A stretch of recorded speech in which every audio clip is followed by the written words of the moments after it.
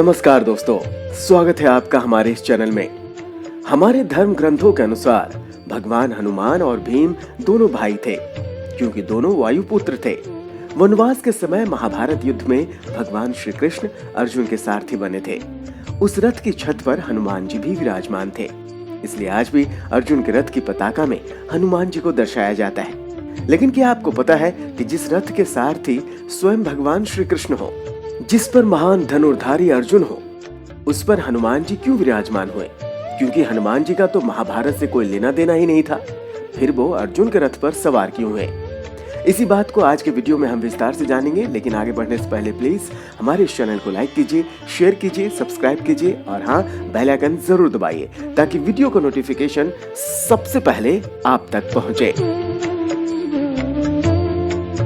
वनवास के समय जब पांडव बद्रिकाश आश्रम में रह रहे थे, तब उस समय एक अद्भुत कमल उड़ता हुआ द्रौपदी के पास आया। उस कमल की सुगंध से द्रौपदी उसके ऊपर मोहित हो गई और द्रौपदी ने भीम को कहा कि ये कमल बहुत सुंदर है, मैं ये कमल धर्मराज युधिष्ठिर को भेंट करना चाहती हूँ, कृपया कर आप ये कमल मेरे लिए लेकर आइए। द्रौपदी के कहने पर भीम कमल वाली दिशा की ओर चल देते हैं। भीम चलते चलते गंधमादक पर्वत के ऊपर पहुँच गए। उसी पर्वत के ऊपर एक बगीचा था जो काफी बड़ा था। उस बगीचे में हनुमान जी रहते थे। जब हनुमान जी ने जाना कि उनका भाई भीम बगीचे के अंदर आ रहा है, तब उन्होंने वहां से जाने वाली एक सड़क को रोक लिया और भीम का इंतजार करने लगे। जब भीम ने बानर के रूप में हनुमान जी को देखा तो वो उन्हें पहचान नहीं सके। तब भीम ने हनुमान जी से अपना मार्ग छोड़ने के लिए कहा, लेकिन हनुमान जी ने कहा कि आप आगे जाना चाहते हैं तो मुझे लांघ कर चले जाएं। भीम ने कहा कि हर एक मनुष्य में परमात्मा का वास होता है, इसलिए मैं आपको लांघ कर नहीं जा सकता हूँ। हनुमान जी भीम का रास्ता छोड़ने को तैयार नहीं थे और वाद विवाद बढ़ गया।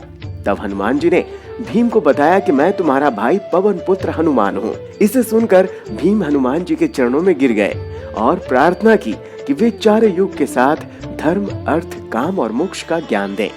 हनुमान जी ने भीम को सभी ज्ञान दिया और इसके साथ भीम ने हनुमान जी से इच्छा प्रकट की कि वे उन्हें अपने विराट रूप के दर्शन कराएं। हनुमान जी ने वो स्वरूप दिखाने से मना कर दिया, लेकिन भीम अपनी जिद पर डटे रहे।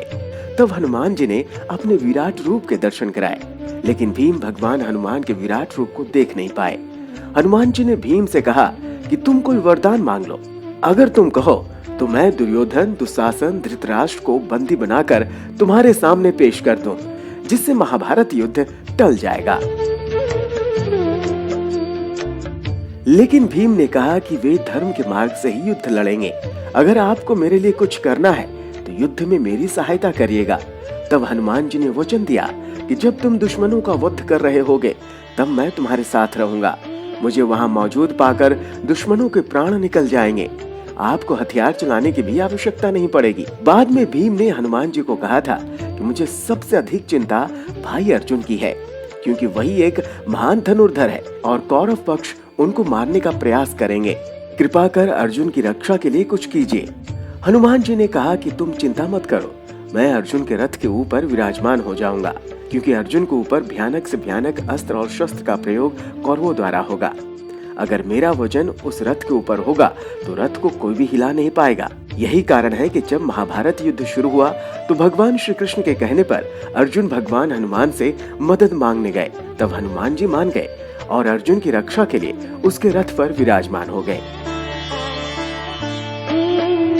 दोस्तों, क्या आपको पता है कि महाभारत युद्ध के बाद भगवान श्री कृष्ण और हनुमान जी के रथ से उतरते ही रथ जलकर राख हो गया था। इसके कारण को जानने के लिए हमने एक वीडियो बनाया है, उसका लिंक आपको डिस्क्रिप्शन में मिल जाएगा, उसे जरूर देखें। और इसी प्रकार की रोचक जानकारी के लिए हमारे इस चैनल को लाइक कीजिए, शेयर कीजिए, सब्सक्राइब कीजिए और हाँ, बेल आइकन जरूर दबाइए। और बेल आइकन में जो सबसे ऊपर का ऑप्शन है, जो ऑल लिखा हुआ है, उसे क्लिक कीजिए, तभी तो ये रोचक जानकारी के वीडियो का नोटिफिकेशन सबसे पहले आप तक पहुंचेगा।